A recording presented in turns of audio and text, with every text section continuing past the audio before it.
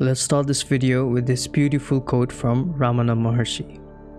The mind turned inwards is the self. Turned outward, it becomes the ego and all the world. Well, I remember back in 2008, that was the first time I left my home country and I moved to the United States. And back then, we didn't have maps like Google Maps or Apple Maps, and we didn't even have smartphones back then. And it was extremely difficult to navigate around different places. You'd get lost, you had to ask people a bunch of questions. Sometimes you had to stop at different grocery stores to ask people for directions. Life was definitely tough back then. But I think around 2010, we all started having smartphones like Android and iPhones. And soon after that, Google Maps came, Apple Maps came, and navigation became really easier to get from your home to wherever you wanted to go. You just basically type in the address, and once you turn on the navigation, you could just follow the directions and it will take you there. Now, you might be wondering why I'm talking about all of this. But normally, our spiritual journey feels just like this. A destination, a journey without a map. We may think we know the destination, but sometimes even that is unclear. But at the same time, we do not know the way to get there. That's why I wanted to share with you today something that's very profound and something that's helped me personally in my own spiritual journey, and something that also Ramana Maharshi recommended in a lot of his different teachings. He used to repeatedly say about these teachings to his followers, 7 stages of awakening, in his books like the spiritual instructions, and even in a lot of his talks that you can find on the book Talk with Ramana Maharshi. So today I wanted to take you through each of these steps one by one. At the same time, it will also give you an overview of this entire journey, because we normally use terms like enlightenment, awakening, but honestly, most of us do not know what that means. So the teaching that I'm about to share with you today is going to lay out this map in front of you, which is going to give you a step-by-step guidelines to get from point A to point B. And it'll also share you how the entire journey looks like and what is at the end of the destination. And if you are feeling stuck, this process will definitely give you a clarity in your mind, because most people who do not have the map and they do not know about the destination they're heading to usually feel lost in life, and I have felt that too personally. So these 7 stages today that I'm talking about, they come from ancient Advaita teachings, and they're referred to as Jnana Bhumikas, or stages of wisdom, and they were mentioned in texts like Yoga Vasishta, and even Ramana Maharshi used to talk about these different stages, and he'd ask people to go and refer to them. And also, as I'm sharing this with you, don't only see this as a theory, but see this as an entire map of consciousness, because if you only look at this from a theoretical angle, it'll probably not do you too much good. But if you look at this more experientially, looking at different points in your journey and figure out where you are right now. Also, don't forget to mention in the comment which stage do you find yourself currently in. And also, you may have learned about different stages of consciousness, awareness, waking, dream, deep sleep, and the 4th or the Tuya state. It actually relates to what we're talking about today, because as we go through these 7 stages, you can find these 4 stages in different phases here too. So we'll talk about more towards the end, so make sure you tune in all the way until the end for that.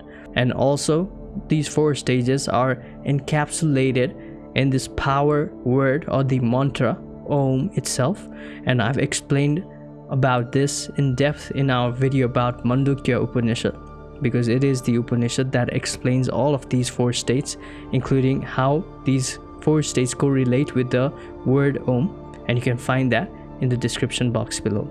So here are the 7 stages of awakening, or the 7 Jnana Bhumikas.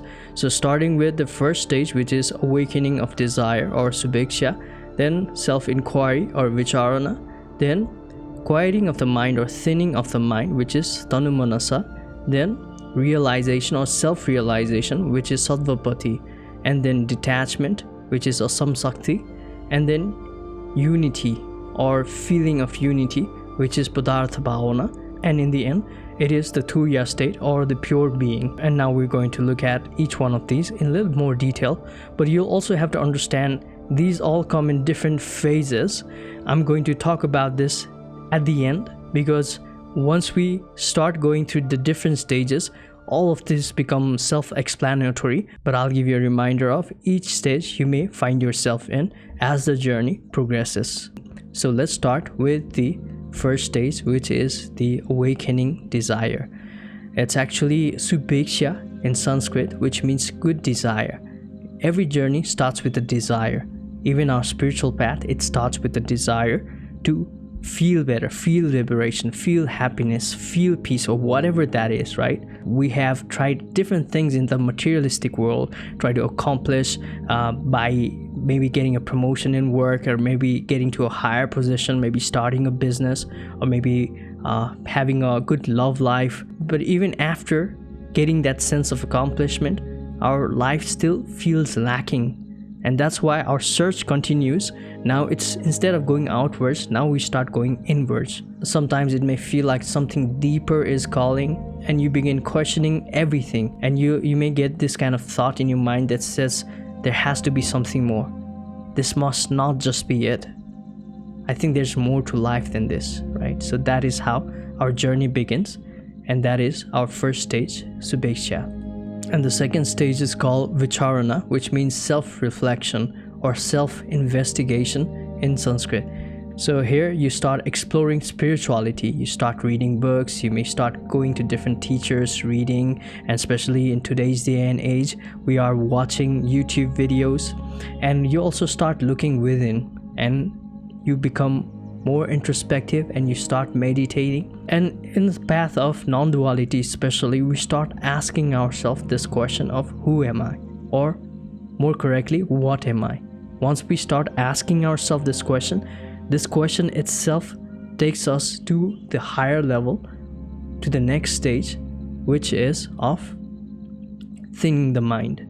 And also you have to understand that this stage might be one of the most painful ones, because there's a lot of trial and error. And even in this path, maybe you have come across so many different kinds of teachings. Some teaching may just take you in a completely different directions, which may feel like you're getting somewhere, but at the same time it may feel like just like a rabbit hole, taking you deeper and deeper and deeper, but you never feel like you're transcending to the next stage. But if you find the right teachings, for example, the teachings of non-duality and the teachings of self-inquiry, the direct path, or sometimes you can also call this the pathless path, then it becomes much more easier for you, because that naturally leads us to the next step, which is thinning the mind, or tanumanasi. And here thoughts begin to weaken. Subconscious habits or vasanas lose their grips as well. There may be so many unconscious patterns, but now all of those are being melted down. After we have done self-inquiry to some degree, what starts to happen is we start becoming the observer or the witness of our experiences, right? Whatever is happening, we start to see it objectively. We start differentiating the objects of our reality, which is everything, right? The thoughts, the sense perceptions that we see, the emotions or the sensations that we feel in our body, all of those starts to become separate from you. And this is what actually helps us to thin our mind and break the mind-body identification that has been so tightly held along with you. And once this breaks, that's when you transcend on to the next step of self-realization, which is we're going to talk about more. And to facilitate this process, people usually do self-inquiry or practice meditations even further to just expand their consciousness more and more, like the meditations that we share on this channel too, right? Of meditations, we probably have over like 40 meditations so far, so you could also try that in order to transcend to the next step. There may be habits of addiction like smoking, drinking. These kinds of habits may go away. There may be other habits like thinking too much or feeling negative emotions, like addicted to negative emotions. Even these kinds of habits slowly start losing the grip from you. Even mental noise decreases significantly. The ego feels light. The sense of the mind identification that feels light, like a fading shadow. And silence naturally starts to appear in your life.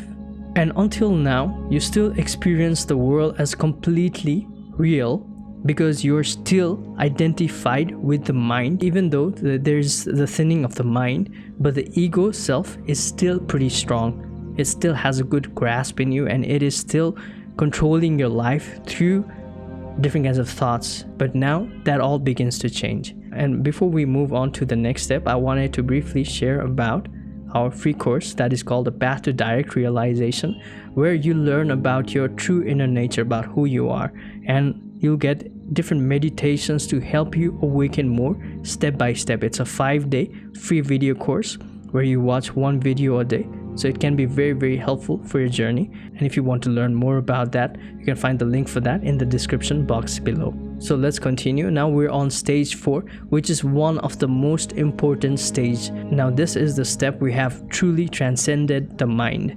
And this stage is called self-realization, or Sattvapati in Sanskrit, which means basically bearer of purity. So this is the first glimpse of true nature. Once you start doing the process of self-inquiry, inquiring about your true nature, then your mind starts thinning, and the more you continue with that process, now when you get to the next step, you start getting the glimpse of the true inner nature where your identity starts dissolving. It's not like you completely forget who you are and you completely lose your name, identity, and all of your memory goes. But what happens is reality starts to feel lighter. Everything feels dreamlike because that grasp towards the mind identification, that is slowly gone, and you start identifying yourself more with your true higher self, or the awareness that you are. And from there we move on to the next stage, which is the step of effortless detachment, asamsakti. So up till now, maybe the process of self-inquiry was helping you transcend on to the next stages by observing the thoughts, being a witness of your experience, and so on. But now you finally start being aware of the awareness itself. And once you start being aware of the awareness itself, you find that there's not actually any substantial thing that you can find there. And you start finding that who you think you are is nothing concrete, but it is something that is so profound it can't even be described by the words. And you start getting that bliss, right? You start getting the satisfaction from within of the pure infinite bliss of who you are.